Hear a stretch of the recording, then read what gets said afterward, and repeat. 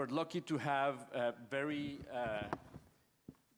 good panelists today. Let me start with Professor Ioannis Lianos. I hope, Ioannis, you can hear us. I understand the technology is working quite well. We can see you, and I'm sure we will be able to hear you since I saw this was working. So, Professor, let me say a few words about Ioannis. Ioannis is joining us, I believe, from Greece. He has recently been appointed as president of the Hellenic Competition Commission. Before that, and as he is with that commission, he also holds the chair of Global Competition Law and Public Policy at UCL Law. He has been awarded the Gutenberg Research Chair at the École Nationale d'Administration, among other important awards.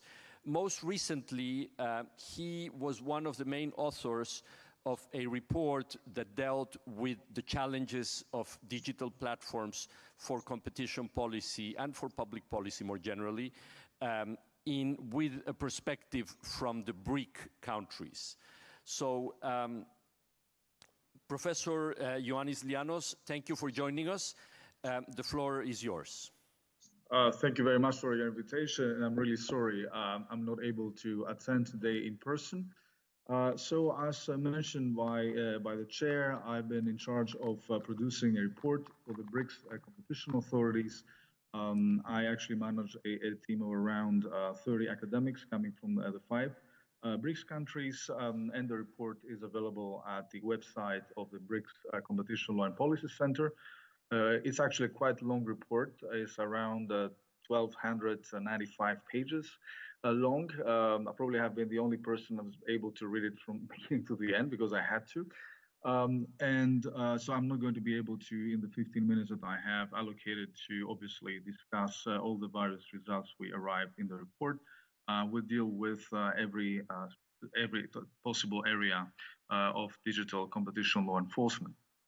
If I can actually, we can show the first slides. I think, the difficulty of dealing with the BRICS countries is that, this is an acronym, basically, a collection of acronyms, but actually it's not really a real political or even economic unit. I mean, there are very different countries with very different economies, also in the context of the digital economy. For instance, the percentage of people using the internet in the BRICS countries varies. So you have actually countries like Russia or Brazil, which have quite high percentages of individuals using the internet. In Russia, 76.1%. In Brazil, 67%, which is pretty close to the standard in the EU and the United States. While you have also countries like India or even China with actually less percentage of individuals using the internet. In India, it's around 34% of the population, and in China, 54%. And at the same time, obviously, when you look to the digital market penetration rate, this varies across different sectors of activity in the digital. For instance, video games seem to be quite popular in Russia, while digital music in China. You can actually move to the next slide. So, that's from the point of view of the demand, but also from the point of view of the supply. We have actually very different digital ecosystems. I'm not going to be able to present each of them. We have actually very detailed country reports in the BRICS report, but taking, for example, India, which is actually a quite significant market in terms of the size of the market. So more than 560 million internet users and actually 1.2 billion mobile users. Actually, we have a quite significant number of people registered with this unique biometric digital identity system called Aadhaar, which is quite significant. And actually, it could be a very interesting way for developing the digital economy. And you have a number of digital platforms, but very few of these platforms actually have achieved global prominence. Probably the most well-known are Ola, which is a taxi aggregator platform, and Bijou, which is an online learning platform. Actually, it's the world's most valued education technology firm.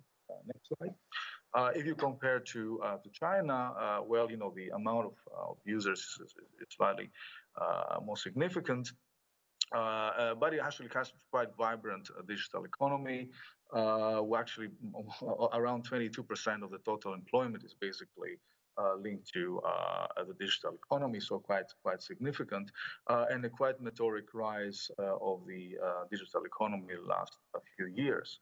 And there we have, an ecosystem of quite well known now digital platforms, obviously, Baidu, Sogu, Alibaba, Tencent, as well as, these are platforms that are extremely well known in China. They're increasingly also present around the world. Many people in the US probably know TikTok, which could be a quite significant competitor to Facebook. So actually, after a quite significant consolidation and development of the digital platforms in China, many of them are actually expanding around the world, either by buying basically digital platforms elsewhere or by actually being directly present in the competitive game. And of course, you have also quite interesting ecosystems in Russia with Yandex and Mail.ru, as well as some important players in South Africa, for instance, like Naspers.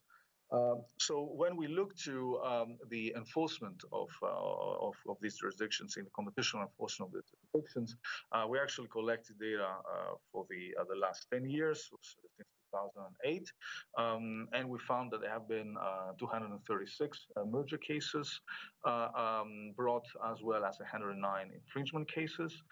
With regard to merger cases, we've seen quite significant difference there.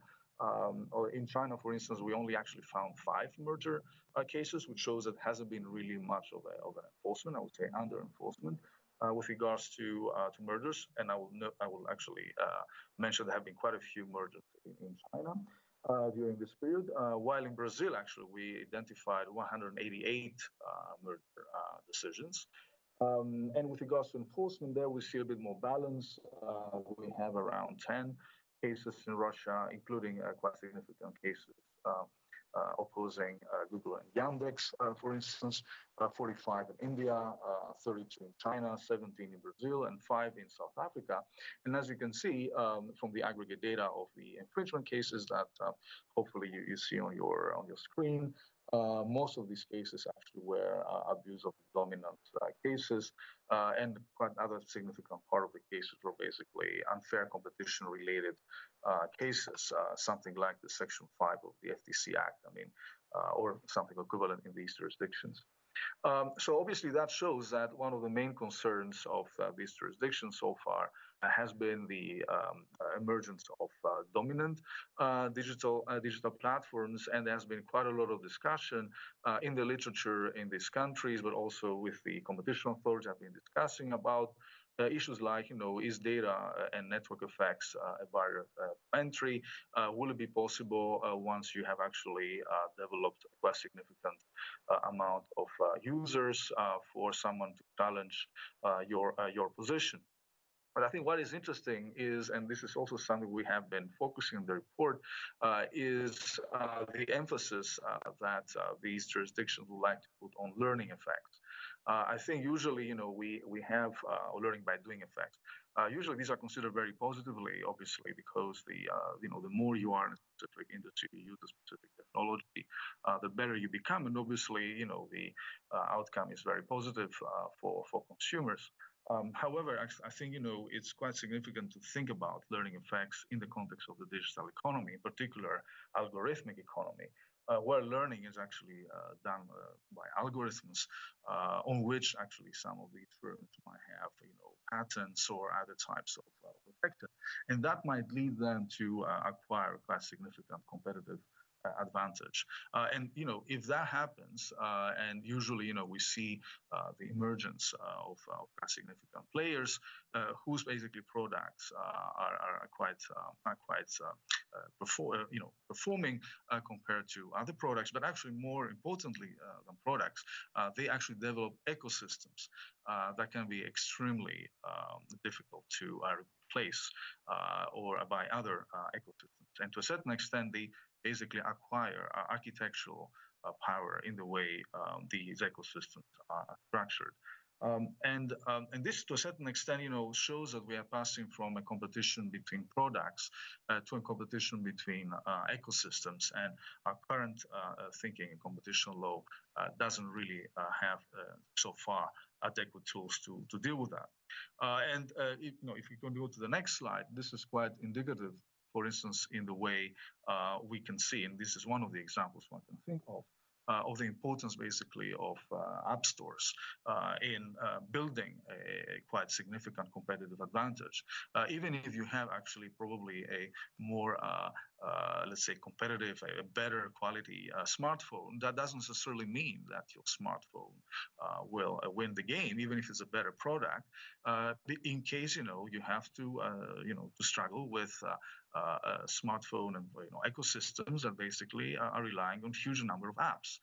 And as you can see from this slide, I mean, when you have to deal with Google, which has 160 million apps, or the Apple App Store, I mean, it's pretty difficult, basically, unless you are quite significant player, to basically get into these markets. So from the presence of important network effects and learning effects, we go to the next slide, leads to the fact that you have very limited, sometimes, inter-ecosystem competition. And to a certain extent, whatever the competition authority does, in terms of trying to eliminate barriers to entry, to encourage competition, that will not necessarily significantly affect market structure. Obviously, it all depends on how strong the network effects and the learning effects are. But if they are quite strong, then it's really difficult for competition authorities to significantly, promote inter-ecosystem competition in this context. Of course, if you have, next slide, multi-homing, then you may actually have some degree of inter-ecosystem competition. And again, this is really an empirical issue, which depends on different types of markets. I mean, here you have an example of the number of mobile social applications used by Chinese mobile social users. Actually, around 50% of them multi-home. They have 3 or 4 apps of social media applications. But again, it depends on the market, and it depends on the various products. But what we see is also in these economies as well, as we have actually in the US and Europe, the emergence of quite significant digital platforms. For instance, you have the example of the search engines in China, where you have a quite significant player, Baidu, which has basically 77.2% of the market. So if you can go to the next slide. So if actually, as competition authorities, you can't necessarily do much, and again, depending on the type of market we're talking about, to promote inter-ecosystem competition, the only thing you might be able to do is to promote intra-ecosystem competition, or I would say vertical competition. I think in our report, we focus very much not only on the classic dimension of competition between substitutes between various products, but also what I call vertical competition, which is competition for the highest percentage of the surplus value, which is generated by the digital value chain. And that is quite important because many of these countries will not be able to develop global digital platforms. And actually, they have been somehow placing themselves as complementors or providers of complementary technology to existing ecosystems. So for them, it's quite significant that at least their players, and that could also be undertakings, but it could also be freelancers, or the labor basically side of the digital platform, that they would probably like to promote their interest in terms of gaining a much higher percentage of the establish value. So that's why, you have, issues like fairness that come in a way, or extraction of value, capture of value that are actually coming in competition law enforcement more and more prominently, and also, create tensions with the current mainstream paradigm. Of course, product markets is not really the only type of competition we have here. I think, it's quite significant also to look to, finance. Funding could be a significant barrier to entry. Not that there's not enough money out there, of course there is, but actually you have very few significant, let's say, digital corporate finance players that provide also the quality certification for various of these projects to move on. And I think we have a very diverse ecosystem in various countries. For instance, in South Africa, you have basically two very close networks of serial technology entrepreneurs, basically Remgro and Naspers, who are basically funding most of the digital technologies. Quite significantly, obviously, we have at the global scale a number of very significant digital corporate finance players like Tiger Global Management or New Enterprise Associates, Sequoia Capital, etc. And you have different forms of funding as well, where early funding, or significant, basically, rounds later, round C funding, etc., which I think is quite significant. Ioannis, next slide. Sorry to interrupt you. Yeah. We're running out of time. If you could try to wrap up. I will end up. I know it's 1,200 pages in the report, but... No, I'm actually having two slides short. So the next slide is to show you that the institutional environment also in these countries is very diverse. Some countries like China do not have data protection legislation. Other countries actually have for a significant period of time, like Russia, but actually they don't really implement data portability, what we have, for instance, in the GDPR. And other countries like Brazil and India and South Africa are now putting in place data protection legislation. So final slide. So we have basically a quite diverse institutional environment. Is actually sometimes quite emergent. And from my perspective, and this is a little bit the conclusion of our report, is that we can't necessarily, provide a one-size-fits-all type of approach. And certainly the issues that I raised before cannot only be dealt by competition law. You need really, what we suggest in the report, to have a toolkit approach that basically, combines different tools, either soft regulation via codes of conduct, or in cases you have winner-takes-all competition, some form of regulation through traditional style, or the development of missing markets like data markets or countervailing power, which can to a certain extent correct the problems we may have in this quite interesting area. Thank you very much for your attention. Sorry for being a little bit late. Thank you, Ioannis. And I'm not sure you're going to be able to stay with us. If you do, I'm sure there will be many questions, because this is a fascinating report, a fascinating presentation. Thank you so much. Thank you. We're going to go now to Professor Bruno Jullien, who is a professor at the Toulouse School of Economics. He's also a senior researcher at CNRS, TSC, and of course the Toulouse School of Economics, a fellow of the Econometric Society and a number of other professional organizations. Bruno graduated from the École Polytechnique, from ENSAE, from ESS. He also has a PhD in economics from Harvard University, and he's had many prestigious awards. And most recently, he was one of the co-authors of the report by the Stigler Center of the University of Chicago, that also one of the main reports that dealt with the challenges of digital platforms for competition policy. Thank you, Bruno, for joining us. The floor is yours. So thank you for the opportunity to present. So it's going faster. So as it was mentioned, I was part of this Stigler committee for the digital economy. So explain a bit what it was. It was a private initiative from the Stigler Center where they called people whether they would volunteer to participate to kind of white papers on several topics. One was economics and market power, the other was media, one was politics, and the last one was privacy. So you had 4 reports.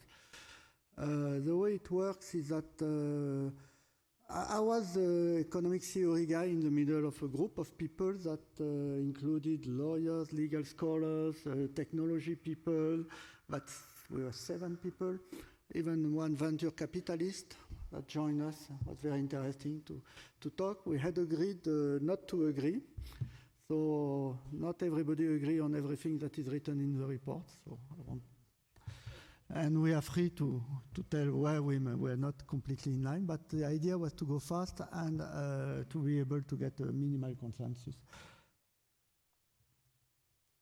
How does it? Okay. Now, so this report by definition was light, so the objective was to convince a congressman in the US to do something. Okay, so it's not the type of exercise I'm used to do. If you want something that is more into the economics, we have written for the digital center of TFC, kind of theory guide for competition policy, where we try to bring people through a kind of arid economic literature with no model, no equations, just trying to explain what are the contributions and what do they say. Okay, so if you feel like going through that, just go on the website, you can download that and get this kind of reasonable approach or something that's not too technical.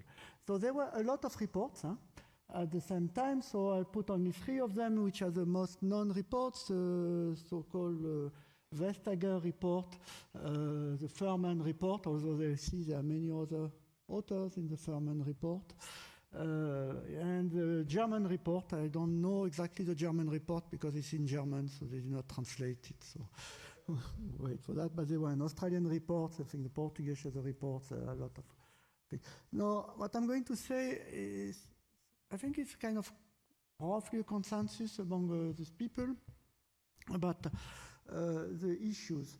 So the issue we were discussing is the prevalence of platforms and whether we were concerned about the emergence of large digital platforms and whether this would need a new type of antitrust policy. So the first thing you do in this case is you have to have a diagnostic, understand why you think there is a concern. So we've been talking about, you have people on the one side that say there is no issue. It's all standard economics. We know how to do it. Other people say we need to change everything. It's a complete new economy. We would be in the middle ground, or we would say they're both right in a sense. Because what we could identify as a group of factors, some factors, which each individually would be kind of known and would have been addressed in the previous work in economics, but collectively makes a special unique environment, which combines so economies of scales and the technology people really insist on the global reach of scale. Normally, when we have increasing return to scale, it's at the nation level, it's not at the world level. Here, you have this global reach of platforms and economies of scopes. So extending across multiple activities. That's related to the third point, which is the importance of data. So part of the economies of scope is coming from the ability to leverage data on one activity to develop other activities. So the importance of data, which has been less studied in economics. Network externalities, of course, and these network externalities are often multi-sided on platforms where they link different groups of people together, which is a thing we've been working, especially in TSC, for the last 10 years. Now, this leads to concentrated market structure. Let me point that I don't think this leads to natural monopolies in the classical way. So natural monopolies would be the electricity grid, where you have a huge cost of developing the grid. So here the costs are small. First. Second, many of these increasing return to scale or externalities are demand-driven, either through direct externalities or because the data that you collect allows you to improve the technology or the quality of services. So within demand-induced economies of scale, it's slightly different because you don't have one technology, you have a lot of heterogeneity in the population, so there is scope to deal with that and to enter. You have niche strategies that allows you to enter, and you see a lot of differentiation actually between various services trying to get into it, and also the ability, I come back on that, to enter through complementers, so to leverage a complement and then to get into the activities in the core activity. And you have this possibility of multi-homing because costs are small. Okay, so that's also a corollary of this small cost or small switching cost. You can multi-home.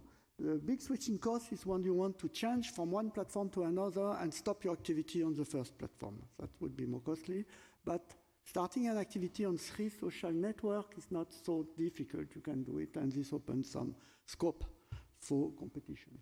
Now, then the other diagnostic is common to all the report also, is that for this kind of activities have barrier to entry, so technological barrier to entry, but also related to data, and also to the behavior of consumers. It seems that is some of the members of the committee was very anxious that we see the prominence of behavioral economics in this domain, that behavior of individual matter, okay, a lot. I mean, if you're going to choose 2 free services, you cannot undercut the price by a lot to attract people, so basically you're going to play with nudge, trying to find the buys, induce people to stay on your platform longer by providing some content, choosing the content just with this type of competition. But as I say, there is scope for competition because the physical entry costs are small, so you can still enter and not lose too much money. You can be a complement to existing core services, so enter and provide a complement to Facebook. And you can induce multi-homing and hope that this will be sufficient to convince people to join you and generate network effect in another platform. So that's one of the concerns. The second concern that has emerged in all reports are these famous killer acquisitions. So we're not sure there are so much killer acquisition in the high-tech industry. We know there are some in the pharmaceutical industry that have been documented. Venture capitalists were very concerned about that, or basically not so much concerned, but this was basically what they were investing in. So you invest in a startup hoping you're going to sell it because you don't have much hope to be able to compete with the platform. And it's a complex issue because this acquisition of new entrant by incumbent platform has an efficiency aspect. It's a plus for the entrant. It's a way to diffuse the technology very fast, and there are efficiency gains, but it can be used to distort potential competition, and it's going to, Jean mentioned that, to distort potential competition. Actually, I have to apologize because everything I want to say has been said by Jean before and much better, as usual. So next time you put me before Jean. So he can improve on things. Okay, now, so this was a diagnostic in a sense. So some tendency to tipping and concentration, and an emphasis on dynamic competition. So this was mentioned already. So in this market, we see more competition for the market than competition on the market. In particular, going to see the venture capitalists and tell them I'm going to create a new Facebook is going to be a failure. Basically, you get zero financing.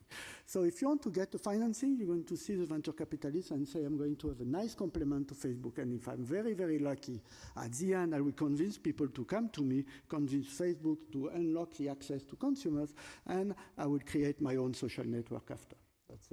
That's how you would do it. Okay, so challenge to antitrust. So there are 3 main challenge. So first, the first challenge is the lack of competing benchmark.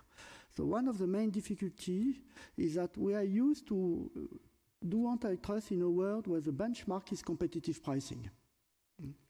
In activities that involve so much network externalities, this is not the right benchmark. We know that some concentration is useful.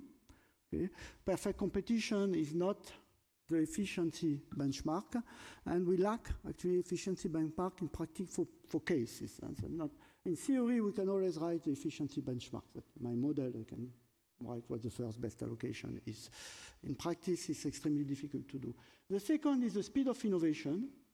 And there were strong feelings, so this report I was in was very US-centric. So there were strong feelings that in the US at least, the legal system was not reactive enough to be able to cope with the speed of innovation in this industry. And there were also a strong feeling that there are strong costs to false negative, or false positive, depending. I mean, to let things happen and wait until we know better. So basically the precautionary principle would call for action now and not to wait, because if you wait too long, it's going to be too late. Okay?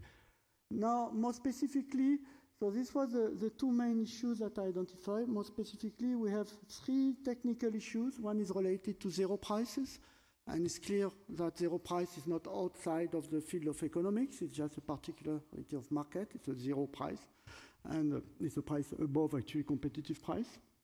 The second, you don't see it on the slide, and would be potential competition, how to deal with potential competition. And I don't remember which third one I have, but let's move on.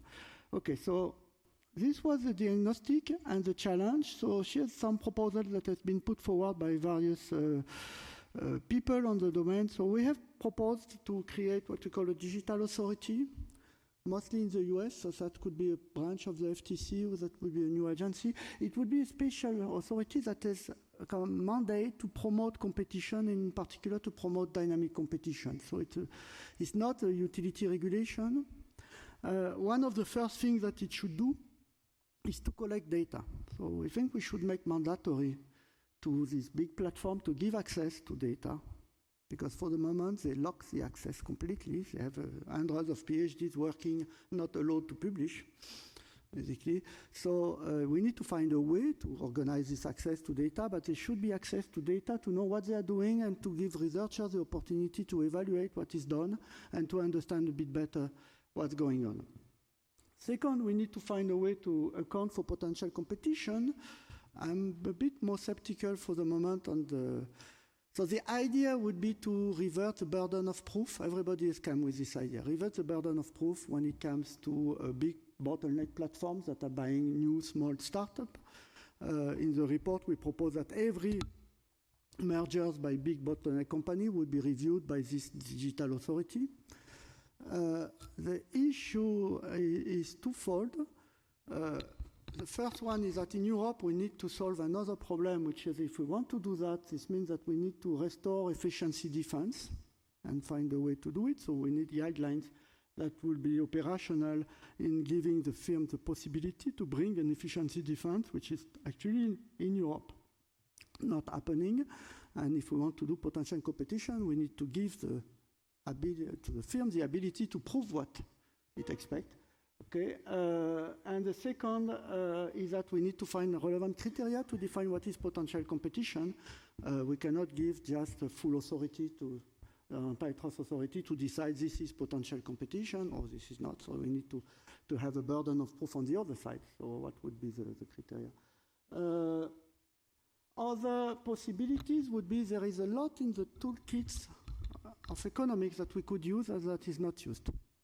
So I put three of them: quality augmented competition, then utility competition, notion of opportunity cost. We could embed that into the toolkits of antitrust. It's kind of complicated, as usual, but it has to be done in a way that satisfies legal standards.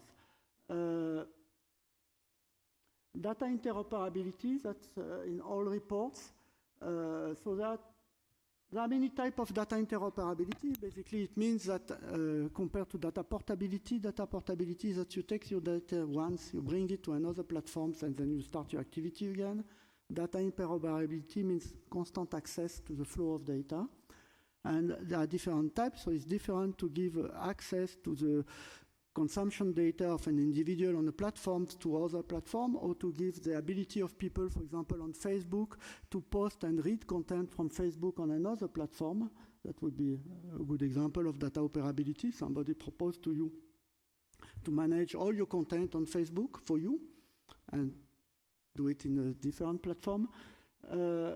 So that we think is going to be important to preserve this multi-homing possibility, because without that we don't see how competition will occur. More specifically, something that could be done is access to training data. So when Jean said Alibaba did introduction of the banking activity in 1 second, before that they had done some training. And to do the training you need data. And they had a lot of data to do the training. A new entrant will not have this data. So if you want to develop algorithms, you need to access this data. Promoting open standards, these are the kind of options that are open. For example, digital identities will be very important. Do something about it and not let industry do it. Okay, and I think I'm getting out of time. So this is the end. Thank you, Bruno. Thank you so much. So you're saying it's unfair competition that Jean was first, huh? Yeah. And as usual. So they force you into being a complement, right? Well, thank you so much. We're going to move now to. We're alternating sort of between high-income countries' perspectives and developing countries' perspectives. So now we're back to developing countries' perspectives with Beatriz Kira. Beatriz is a senior researcher at the Pathways for Prosperity Commission. She's at the University of Oxford. Prior to joining Oxford, she's been a researcher in Brazil. She's really worked on topics such as privacy and data protection, really at the intersection of law and technology, freedom of expression, regulation of sharing economy platforms, copyrights, etc. She is pursuing her PhD in law. She's a lawyer by training in Brazil. She's consulted for the Brazilian Competition Commission, and she's one of the authors of the report Digital Diplomacy, Technology Governance for Developing Countries. So thank you, Beatriz, for bringing this again perspective from developing countries. I guess Ioannis said one size does not fit all. He gave some interesting numbers of 5 merger cases in China, despite these huge platforms there, 188 in Brazil. So I think each country is approaching this differently. So the floor is yours. Thank you, Beatriz. Thank you very much, Pablo. Hello, everyone. I'm delighted to be here today. Thank you for the invitation. And indeed, I think that's one of the mottos of the report that we're going to present today. One size does not fit all, in particular when it comes to low and middle income countries. So I think the BRICS perspective is a bit more focused on higher middle income countries, and what we have been focusing on that Pathways for Prosperity Commission are on lower and middle income countries. The paper I'm presenting today is on digital governance in developing countries, and it was commissioned by the Pathways for Prosperity Commission. For those of you who are not familiar with the Commission was established in 2018. A group of commissioners, including Shanta Devarajan, who was at the bank for a while, Beno Ndulu, the former governor of the Central Bank of Tanzania, is one of the commissioners, Professor Stephen Durkin from the University of Oxford as well. And the purpose of the Commission was to investigate how to make sure that digital technologies are benefiting developing countries. So how to make sure that every country benefits from the digital technologies. And one of the works that we have been doing is how policy and regulation in developing countries can affect their opportunities in terms of economic growth. this paper was based on a consultation that we conducted with developing countries, and the goal of that consultation was to investigate, I'm not sure if this one. Green one, yeah. Should I point to one? Well, yeah, it's just an image, so not really exciting about this slide. But the purpose of the consultation that we conducted with developing countries, policymakers in developing countries specifically, was to ask them what are the policy priorities and how have you been tackling them on the one hand, and also how international governance, how rules implemented by other nations or by international organizations have been affecting the perspectives of growth in your country. And I know that the motto of this panel is more on competition policy, but we have been asking about a plethora of other issues as well. So competition is one of them, but what developing countries have, policymakers in developing countries have revealed to us is that many of these things are interlinked. So today I'm going to present 3 main findings of the report. I have some copies with me, but it's also available online for those of you who want to go deeper into the findings. So the first finding that I would like to discuss with you, that's the demographics of the consultation. Sorry, I skipped this slide. As you can see, it's a wide consultation. It's not only a quantitative, but also a qualitative consultation. It was based on a survey, but also on in-depth interviews and focus groups with these stakeholders. And the first finding of that consultation is that developing countries have been struggling with a lot of different issues when it comes to regulating the digital economy. And we were not surprised at all to discover that jobs and skills was the #1 priority for developing countries, because that's the one that is closest related to economic development. So when you ask a policymaker or a digital advisor to a government in a developing country, what's the priority #1, it's very likely they're going to say, I'm going to use digital and I'm going to use technology in order to promote growth in my country. But what we were a bit surprised is that how closer other policy issues were also from jobs and skills. So privacy and data protection, telecommunications infrastructure, which is one of the themes of this conference, data sharing, interoperability. We were struck by how concerned developing countries were with cybercrime and cybersecurity, and how little guidance they have to address this. They were concerned about who should ask for help from, the US, China, and these are parameters that don't really fit in many contexts. So that's the finding #1 is that developing countries have been struggling with different policy priorities, different concerns, and in many cases they lack the capabilities, the institutions, and the knowledge to address and to develop law and policies to tackle these issues. Then the second finding of the paper, so we wanted to identify not only what are the policy concerns, but also how can the international community, how can laws developed by other countries or policies implemented by international organizations address some of them. So, and you can see that the figure changes a bit, so it's quite the opposite. Jobs and skills is not longer the top-ranked priority issue, but is at the bottom when it comes to how international cooperation can help you. So our interpretation of this data is that jobs and skills are really important, but mostly a matter of domestic policy. On the other hand, there are issues such as taxation, cybercrime, privacy and data protection, where the international community has a lot to do, so either as an enabler or as an obstacle to addressing it. So what we have been talking to policymakers and talking to tech experts in developing countries, they reveal that many times there is a trade-off involved in, on the one hand, addressing and fostering economic development, and on the other hand, addressing some of these issues.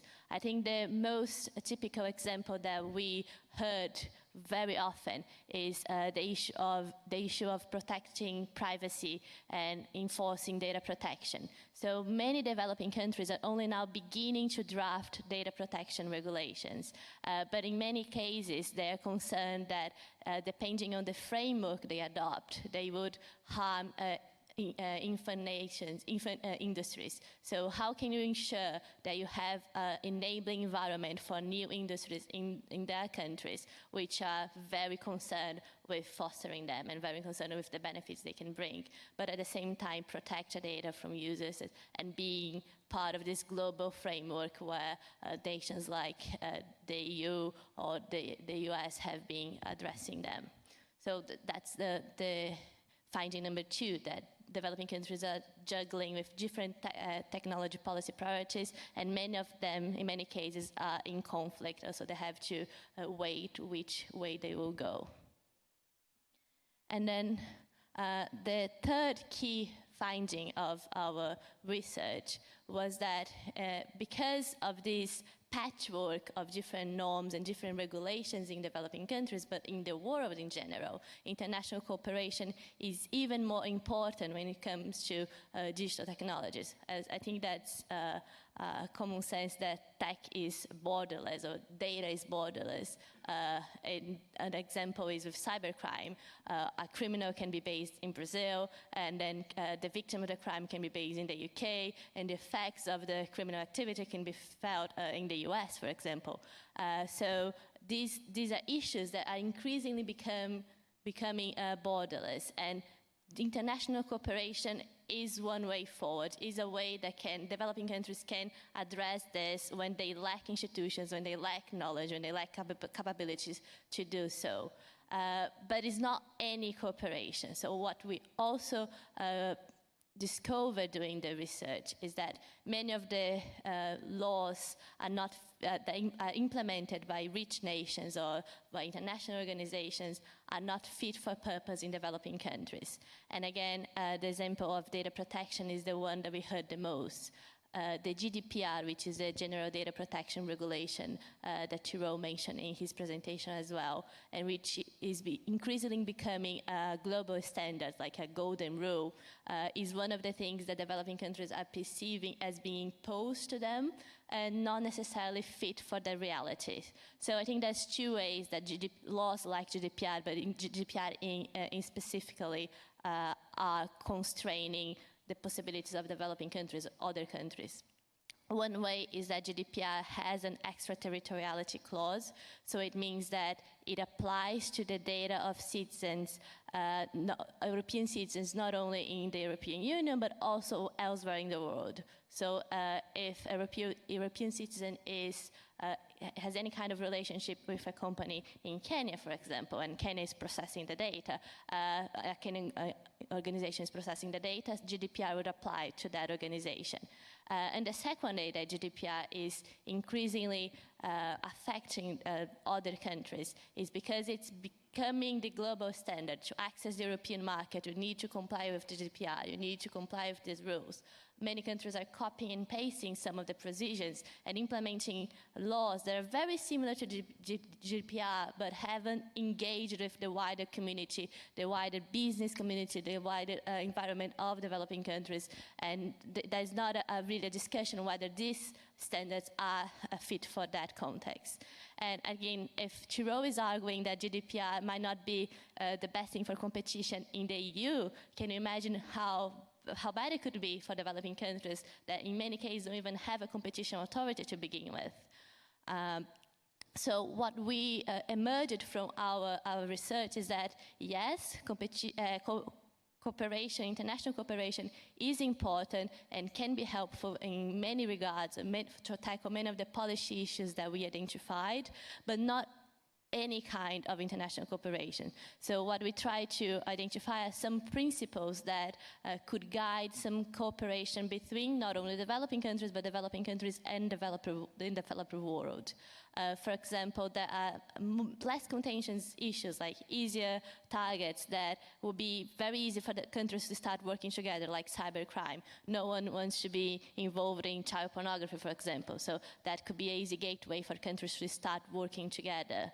And another principle that we identify is that when a policy or a regulation has extraterritoriality effects or is affecting other nations, it would be important to make sure that these norms are tailored to different contexts. So we are advocating, for example, for what we call a tailored approach, making sure that different countries with different capabilities have different constraints when it comes to the digital economy.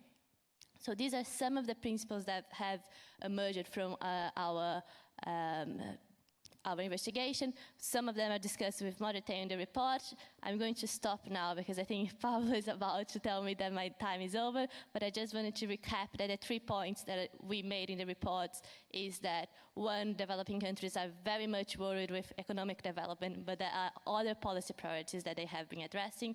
Two, in many cases, these policy priorities are in conflict with each other, so it's difficult for them to identify how and which is the framework more appropriate. And third, international cooperation can be a way forward, but the laws developed and implemented by richer nations can harm their possibilities to harness the benefits of the digital economy. Thank you very much.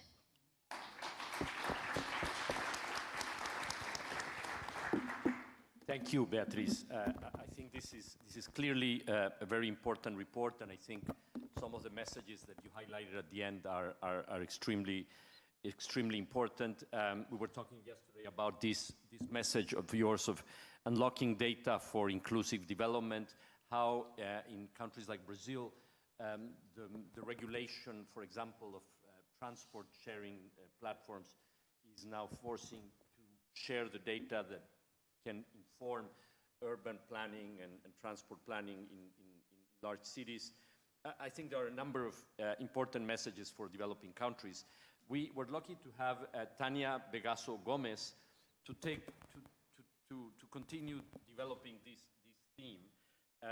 Tanya is a senior economist at the World Bank. She, for several years, has been leading the World Bank's work on competition policy in sub-Saharan Africa, working with many policymakers in the area of competition policy. We're lucky to have Francis here from the Competition Authority in Kenya, whom will speak about their work later today. Tanya also in previous lives was a telecom regulator in Peru, worked on private consulting, and she's now helping us address the competition policy challenges created by digital platforms. So, Tanya, we've heard a lot about the need for competition authorities to be faster, to be more agile. There's even proposals that they will not be able to do the work by themselves, that in some of the rich countries, there's this idea that new digital authorities will have to be created to complement competition authorities. So we're looking forward to hearing about how do you see these challenges. People talk about adapting, reshaping, revamping competition policies. But how about countries that don't really have them to begin with? So, floor is yours, Tanya. Thank you so much. Thank you. Thank you very much. So, good afternoon, everybody. I would like to share with you some of the findings of the work that we have been doing in the last few years, have been done by the Global Competition Policy Team of the World Bank. So we basically work with competition authorities, and one of the activities we have together with them is the advocacy contest with the International Competition Network, just basically to help spot what are the key successful stories that they have and how the competition authorities have helped change some regulatory policies in their own countries that are relevant for themselves. Because we generally see that competition authorities, as in the case of the GDPR and in other spheres as well, they are not very much involved in the policy making. But through this work, we have identified that indeed they are. So the competition authorities, even in countries like you can think Zimbabwe, that are like facing many other like adverse conditions, they really have a role to play, and they have already played some interesting roles. So I will present some slides summarizing this information, and also in the case where there are competition authorities, also having a little bit of a broader panorama, not only the BRICS, but also other countries around the world, what kind of actions, enforcement actions these authorities have taken. So, well, it's not news to everybody that platforms are everywhere, so in all the parts of the world, but we know that because of the way they have developed, the most important businesses come from America, from the US, basically, then followed by Asia, mainly China, and then also some in Europe. So they're, I mean, on platforms, especially in the case of Latin America or Africa or the Middle East, are relatively small. No? This is information on market capitalization, only captures those firms, but still it shows that the trend is different. So this also puts us in a different context, because it's not, when you regulate, you also have to think that in some of these countries, still penetration of some of these digital technologies is limited. So I think that is something important when you think about the policy actions as well. So in the last few years, as I mentioned, through this advocacy contest, we have collected information of the actions of these competition authorities. So we see that there are, starting like in the last 5 years, already many actions that are related to digital markets. So in some of the cases, they have advocated for actions to allow platforms to compete.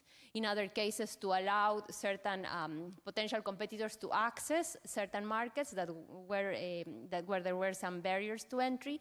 And in many cases, also helping these platforms compete with the offline markets. And I think that's an important area where especially we have seen many actions related to transportation, mostly passenger transportation, and also accommodation. At the same time, we know that in the other, more like developed economies, there has been all this analysis, especially led by the government, and in many cases started by competition authorities, of thinking how to regulate platforms or digital markets. No, I mean, there is still more ongoing work on that. So just to put some examples here, so we have different interventions, I mean, ranging from Spain to Kenya and also Brazil, Mexico, on different markets, as I mentioned, in the case of transportation accommodation, but also in e-commerce and related to fintech.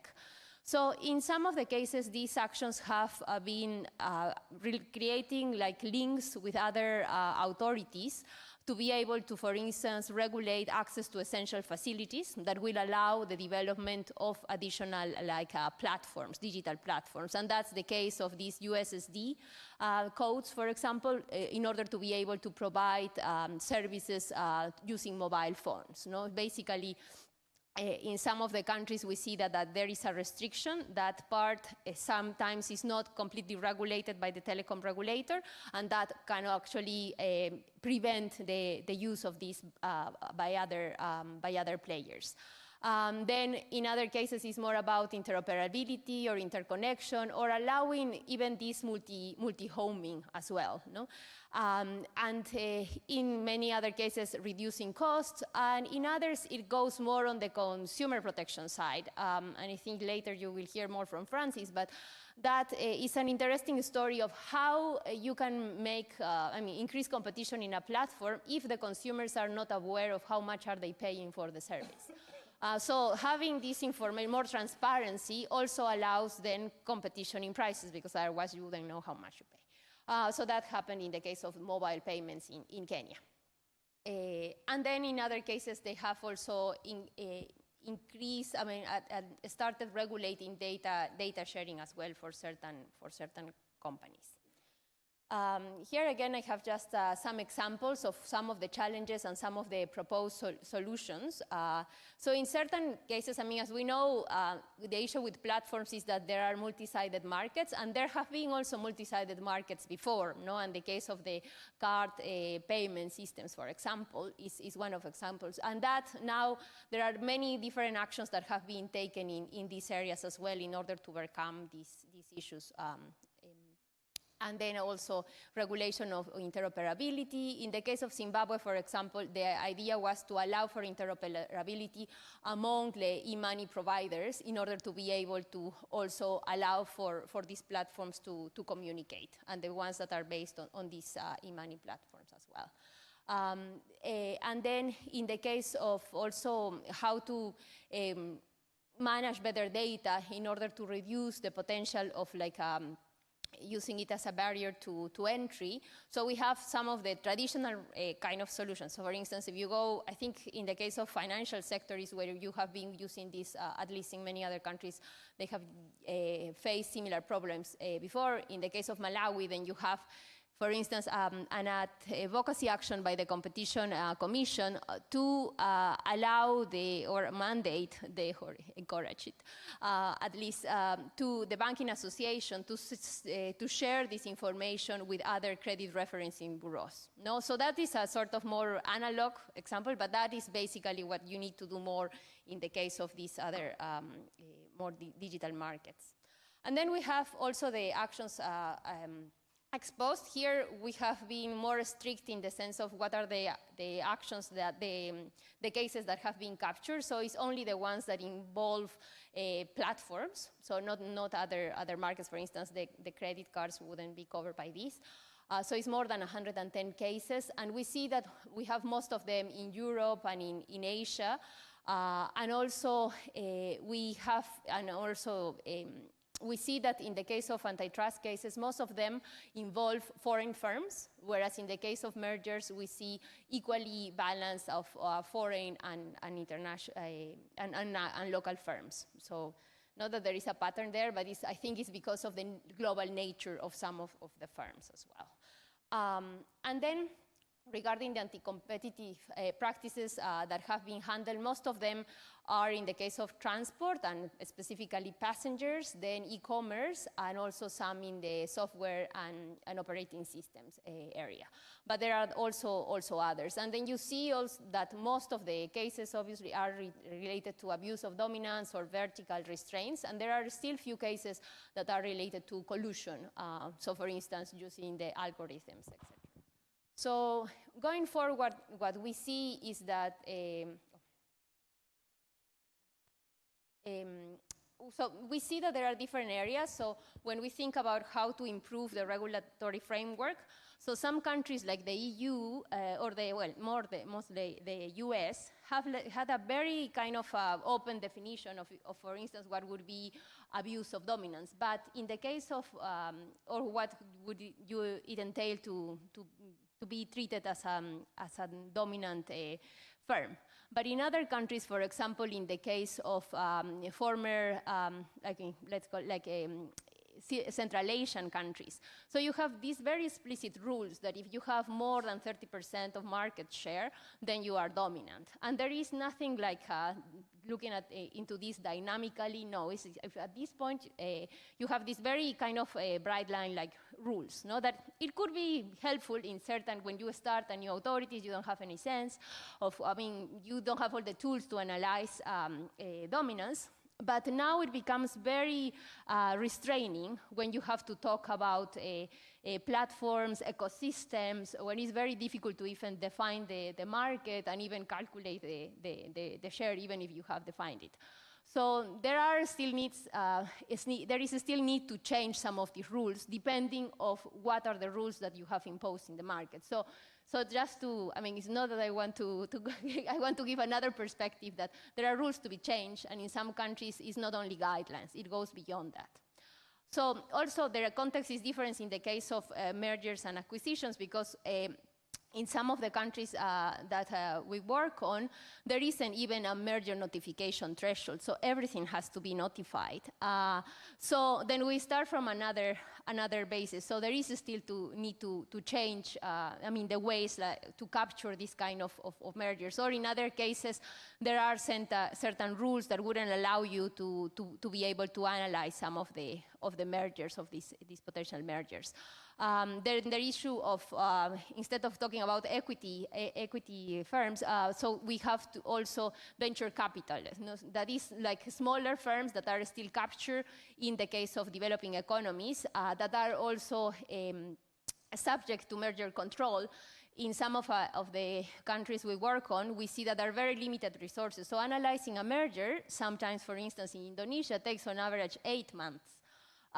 So then again, I think if we think, okay, we have to analyze more mergers, we have to also think about what is it needed to do that in a way that you don't really like stall the development of these markets. And then all these the other recommendations regarding thinking of the institutional design, thinking whether actually competition authorities have to restructure themselves or acquire new capabilities is also something in question, whether there will be like a new data authority and how to interact with them.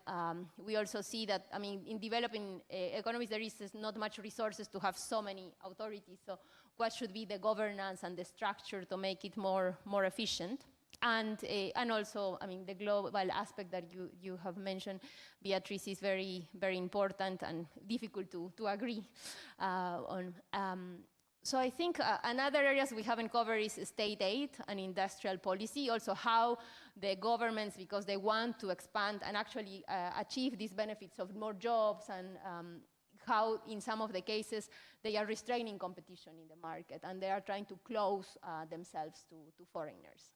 So I think that is a new area also to look more into. Thank you, Tanya. It's really great to have to end this session with the views of a practitioner. Before I open it for a couple of questions, since we're unfortunately running out of time, let me just say a word of, I mean, one of the reasons why we're doing this conference and why we're doing it with the Toulouse School of Economics, which is probably the best place in the world to do theoretical I.O. Perhaps MIT tries to compete, but you know, it's hard. So is that there's really a lot of new type of work to be done, right? In designing these policy frameworks. And then in just putting them to work, you know, we're saying that before we scramble eggs, you know, the dominant firm will have to show that you know, that this is not going to be abuse of power. So there's going to be, this is just an example, we have to monitor the remedies, and we will have to design new ways of establishing the presence of dominance, right? So there's a lot of I.O. work that will have to be done, and we count on you to helping us do it, and we count on you getting each year. I know you're growing something like 3 faculty a year, but we count on benefiting from that, on having more students specializing in this area, coming and helping developing countries in this work. So sorry about that little ad, and you know, say that we're interested in talking to PhD students and young faculty who are interested in working in development. We have an HR representative from the World Bank outside, and we're happy to you know, to discuss options for you to work with us. So sorry for the ad. Let me open it for questions. We have a mic. Nicolo? Yep. Thanks, Stefan. That's good. I mean, thank you, Pablo, for the ad. I mean, it was very, very useful. But I would like to thank all the speakers as well, because I really think the more we go in the session, we're getting to really nail down what are the challenges we need to face. But I think we have another session in the afternoon. I'll probably express myself during that slot. I just wanted here to ask Bruno probably to elaborate more about his digital authority recommendation. Because I'm trying to contrast the different presentation, right? When I look at the digital authority and the problem we're trying to solve, I think we're trying to solve digital platforms which are borderless. I mean, when you look at them, they span across borders. So the question becomes, if we set up a digital authority, what would be the jurisdiction of that authority? Are you going to be national, or are you going to be international or regional or whatever it is? I mean, this is not a simplistic design issue. I think it's a fundamental design issue, because if we go again national, we're just missing the point. Because we have seen it, how this platform can influence how things go, including on the political area. And I really believe there's some work to be done that. So I really wanted to get his views. And when I look at Maria's presentation of a report that was done, I think the issues of interest across countries seems to be about taxation, which I also believe is an issue that is brought by the digital platforms, cyber criminality, privacy, data protection. All these issues are beyond the kind of issues that you were pointing out as the mandate of such an authority. Let me stop it there. Thank you. Thank you, Paul. Any other questions? And then we go back to the panelists. There's one in the back. Gentleman from the University of Chicago, I guess. Yeah, Filippo, I wanted to ask about industrial policy and what exactly should be the role of antitrust for smaller developing countries? Because you see, the most successful country is China for sure, where there's almost no antitrust enforcement. It was all done to industrial policy. And so you commented on about antitrust roles, and then should it be opening national markets for smaller players? Should be trying to close and develop their own players? Any thoughts you have on that will be very useful. Okay, I think we have enough material for the panelists. So should we start with you, Bruno? Start with the digital authority.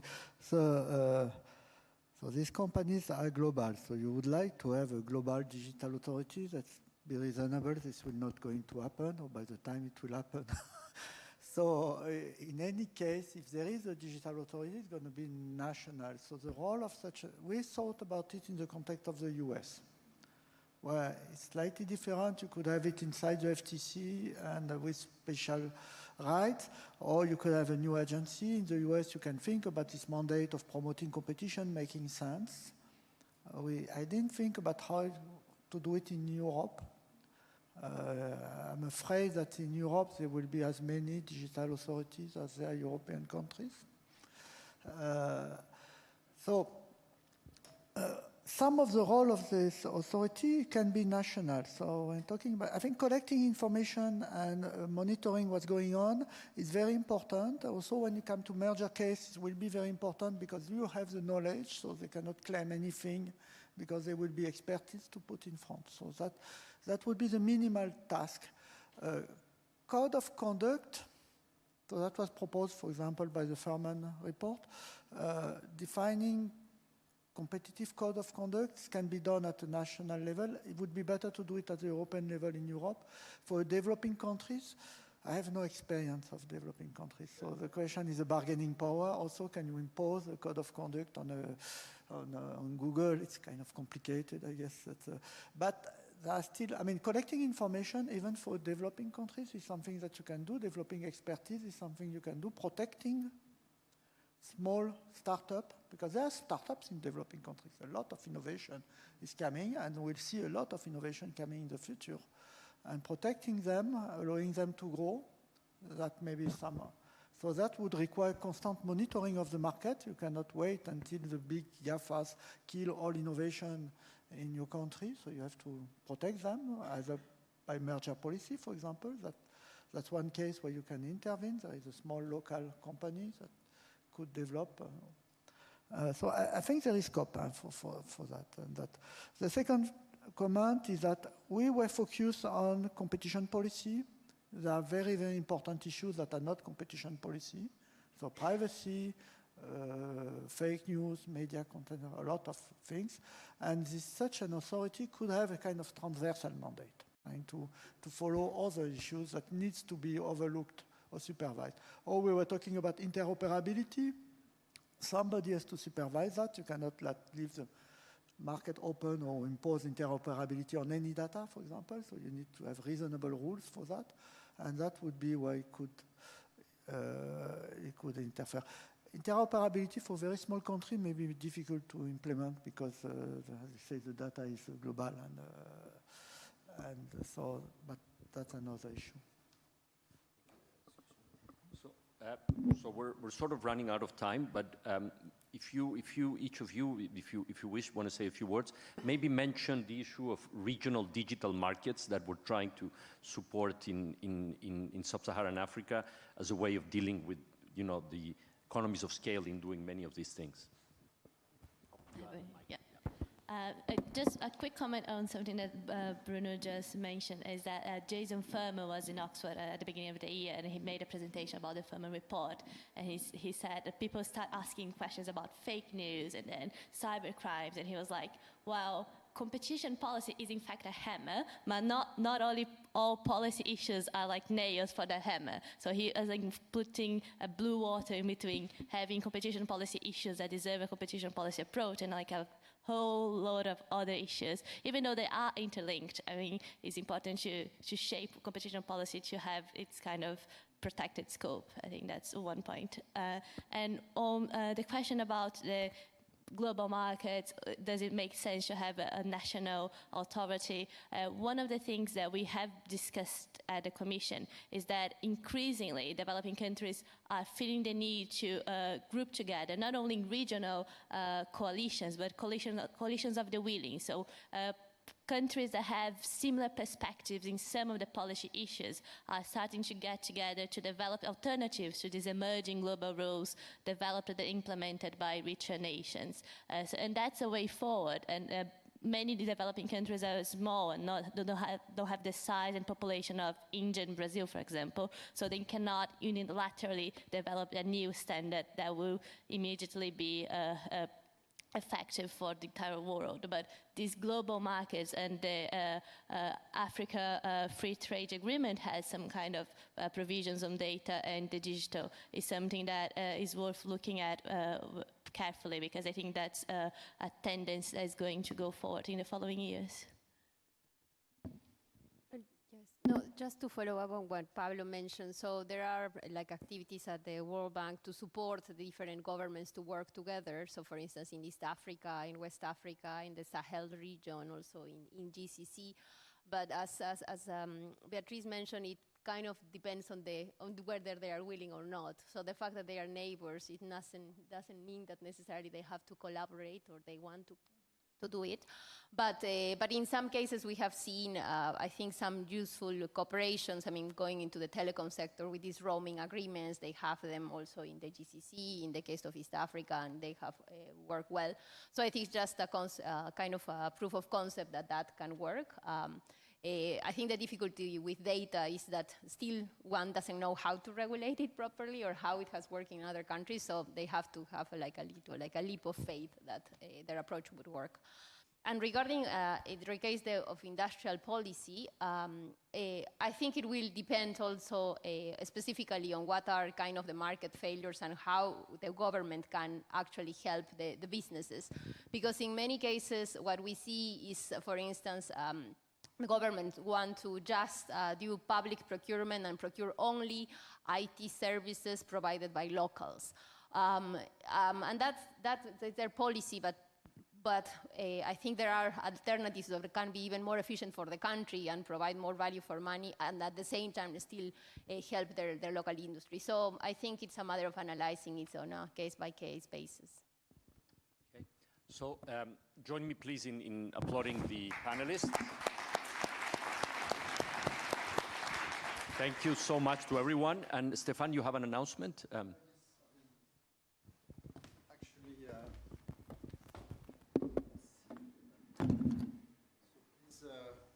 bear with me a minute. So I'm going to introduce the last speaker of this morning. So to conclude this morning session, we'll have a keynote presentation by Sébastien Soriano. So Sébastien is chairman of ARCEP, Autorité de Régulation des Communications Électroniques et des Postes, so, which is the French telecom regulator, since 2015.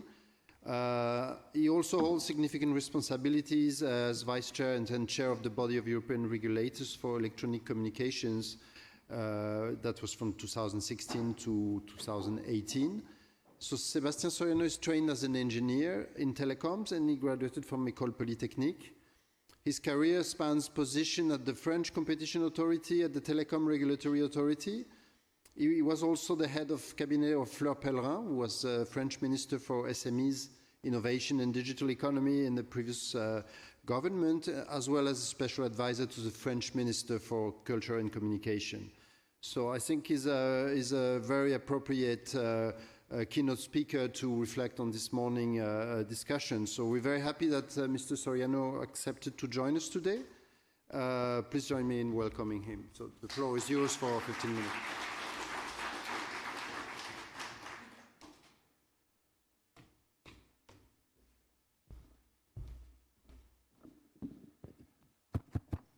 Hi everybody, I know that I'm the last guy and I'm separating you from the lunch.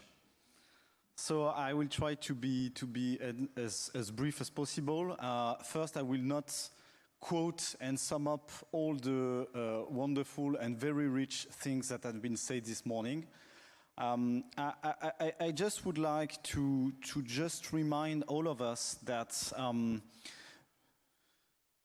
the real challenge is to fill the gap between a social and political demand, which is really growing and growing when it deals with digital.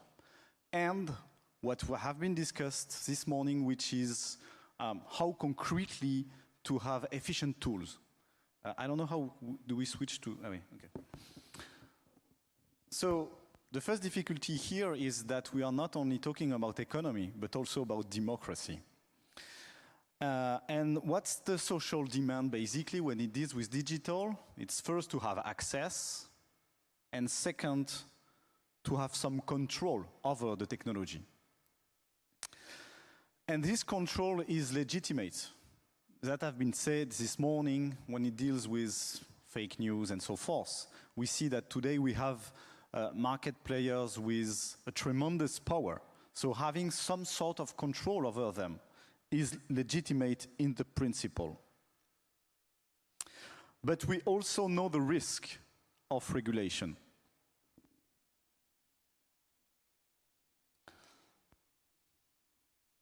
The risk when you have to move to fill the gap is to fall, you know? And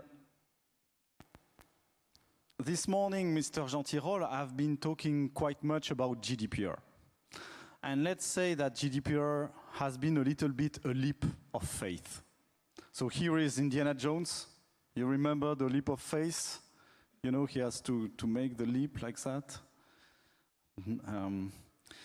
There are two risks with the leap of faith. The first one is to over-control. So that's the question of the mass surveillance, for instance. And the other risk is to have regulatory solutions that are not adapted to the reality.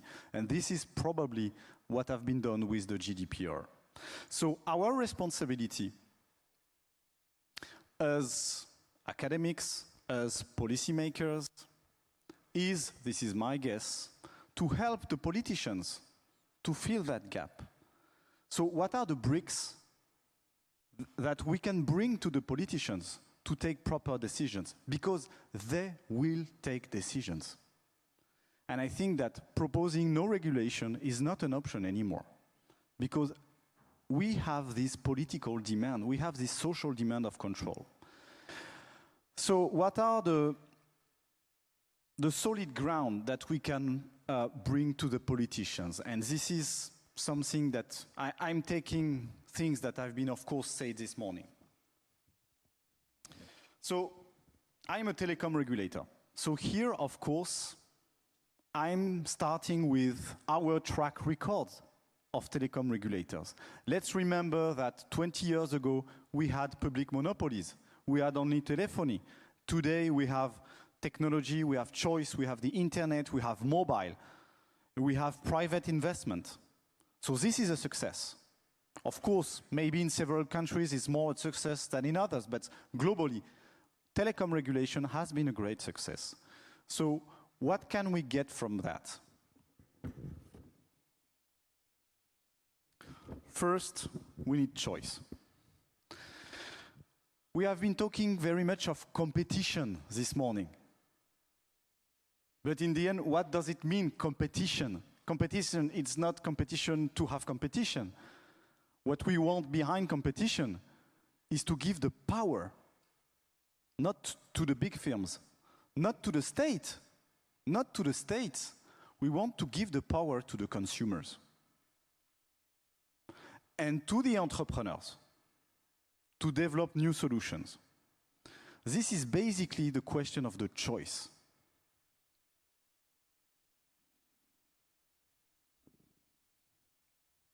Second, we have to use tools that are adapted to a fast-paced innovation world.